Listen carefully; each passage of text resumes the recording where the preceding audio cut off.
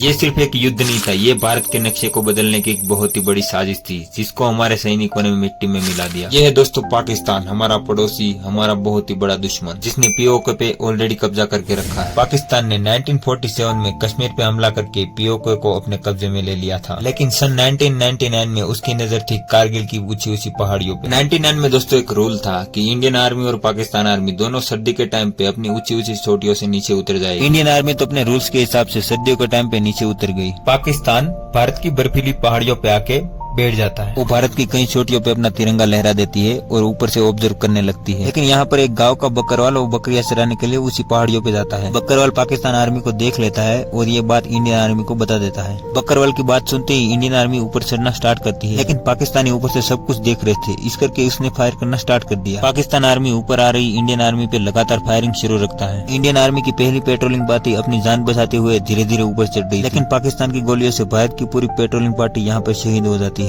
क्योंकि फायर ऊपर से आ रहा था और आर्मी के जवान को उसका अंदाजा नहीं था। पाकिस्तान का मकसद यही था कि श्रीनगर से लेह जाने वाली रोड को ब्लॉक किया जाए, जिससे आर्मी की सप्लाई रुक जाए और पाकिस्तान का नक्शा दुनिया में एक बार फिर से बदल जाए और लेह उसके कब्जे में आ जाए। लेकिन यहाँ पर उसके सोचने से कुछ नहीं होने वाला था, क्योंकि इंडियन आर्मी उसके हमले का जवाब देने के लिए बिल्कुल रेडी थी। 99 में भारत के प्रधानमंत्री थे अटल बिहारी वाजपेयी जी, जिसने इंडियन आर्मी को पूरी तरह छूट दे दी और बता दिया कि अपनी जगह को कैसे भी करके वापस ली जाए। इंडियन आर्मी क्या करती है, नीचे से अपनी आर्टिलरी लगाती है और ऊपर फायर करना स्टार्ट कर देती है। आर्टिलरी गोले फायर की वजह से पाकिस्तान के कई जवान ऊपर ही शहीद हो जाते हैं। पाकिस्तान आर्मी को पता ही नहीं चल रहा था गोली कहां से आ रही है और गोला कहां से आ रहा है, क्योंकि नीचे से भारत की इन्फेंट्री सेना ने ऊपर चढ़ना स्टार्ट कर दिया था और फायर करते हुए ऊपर चढ़ रही थी। भारत ने जब तक हमला नहीं किया था उससे पहले पाकिस्तान भारत की बटालिक, कारगिल और द्रास की ऊंची ऊंची चोटियों पे अपना कब्जा कर लेती है और ऊपर अपना तिरंगा लहरा देती है। मैप में आप देख सकते हो ये वही 3 सेक्टर है जहाँ पाकिस्तानी आकर बैठ गए थे, लेकिन भारत का लगातार आर्टिलरी फायर और इन्फेंट्री की गोली का जवाब पाकिस्तानी फौज नहीं दे पाई। 13 जून 1999 को भारत ने सबसे पहले तोलोलिंग हिल को अपने कब्जे में किया और तोलोलिंग पर भारत का तिरंगा लहराकर साबित कर दिया कि भारत कभी किसी से पीछे नहीं हटने वाला। उसके बाद दोस्तों बारी थी .5140 चोटी की, जिसके ऊपर पाकिस्तानी ऑलरेडी बैठ के फायरिंग कर रहे थे। 20 जून 1999 को भारतीय सेना .5140 को भी अपने कब्जे में कर लेती है। .5140 का दूसरा नाम गन हिल रख देते हैं। उसके बाद भारतीय सेना अपना साहस दिखाते हुए .4875 यानी कि बत्रा टॉप को भी अपने कब्जे में कर लेती है। जी हाँ दोस्तों, ये वही बत्रा टॉप है जिसको कब्जे में करते करते कैप्टन विक्रम बत्रा अपनी जान दे दी और शहीद हो गए देश के लिए। और सबसे लास्ट में दोस्तों इंडियन आर्मी टाइगर हिल को भी अपने कब्जे में कर लेती है, जो द्रास सेक्टर की सबसे ऊंची, छोटी और मुश्किल थी। 26 जुलाई 1999 को पाकिस्तान पूरी तरह से पीछे हट जाता है